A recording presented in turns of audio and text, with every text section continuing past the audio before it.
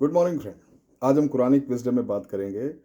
एक बहुत common factor, बहुत कॉमन चीज़ जो अमूमन देखी गई है, वो है डबल स्टैंडर्ड्स, डबल स्पीक। कहना कुछ, सोचना कुछ, करना कुछ और दोबारा फिर जब मिले तो कुछ और कह देना। Double talks, double standards. Quran ये कहती है हर मोमिन को, हर ईमान वाले को किसी भी हालत में डबल स्टैंडर्ड्स में मुब्तला नहीं होना चाहिए। इस बात को बहुत वाज़ेह तरीके से डिटेल में समझाती है chapter Al Saff, chapter 61 verse 2 to 3 में खुदा फरमाता है कि किसी भी वजह से आप जो है डबल टॉक्स में मुब्तला ना हो। खुदा उनको बेहद नापसंद करता है जो कहते कुछ हैं और करते कुछ हैं। Chapter 61 verse 2 to 3। आप देखें कितनी सख्ती से खुदा ने मना किया है डबल टॉक्स के लिए, डबल स्टैंडर्ड्स के लिए। उसकी वजह यही है कि जो डबल स्टैंडर्ड्स में होते हैं, कि उनके अंदर जो है एक ही चीज़ की कमी होती है, उसे कहते हैं इंटेग्रिटी। इंटेग्रिटी क्या है? दयानत, हिंदी में कहेंगे अखंडता। कि ऐसे लोगों की जो हर बात पे बेवजह बदलते रहते हैं, कुछ भी कहते रहते हैं, बिना सोचे समझे अपने फौरी फायदे के लिए, इमीडिएट गेन के लिए वो कुछ भी कह सकते हैं, कैसे भी अल्फाजों का इस्तेमाल कर सकते हैं। उनके अंदर इंटेग्रिटी नहीं होती है, दयानत नहीं होती है। जिनके अंदर दयानत नहीं होती है, उनकी क्रेडिबिलिटी, उन पर कोई भरोसा नहीं कर सकता। उनको मालूम है कि अगले लम्हे कुछ भी कह सकता है, ये बदल सकता है। और जिस माशरे में ऐसे लोग ज़्यादा होंगे जिनकी क्रेडिबिलिटी ज़ीरो हो, जिनके अंदर इंटेग्रिटी ज़ीरो हो, दयानत नाम की चीज़ ना हो, उनकी कोई कद्र नहीं होती, वो माशरा कमज़ोर हो जाता है।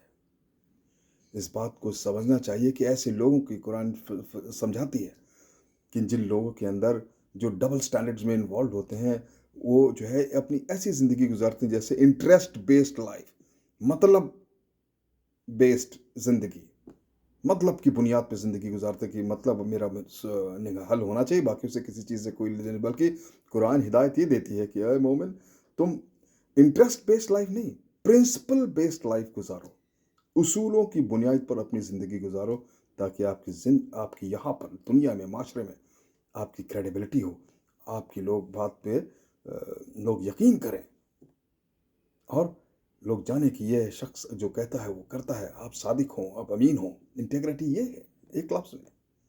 प्रॉफिट मोहम्मद साहब की ज़िंदगी देखें, इस्लाम आने से पहले लोग उन्हें सादिक कहते थे, अमीन करते। इंटेग्रिटी इतनी हाई थी, दयानत इतनी हाई थी कि दुश्मन भी अपने माल उनके पास रखता था सेफ्टी के लिए। आज हम किस हालत में आप समझते हैं? कुरान इस बात को कंडेम कहती है, कहती है मैन ऑफ करेक्टर।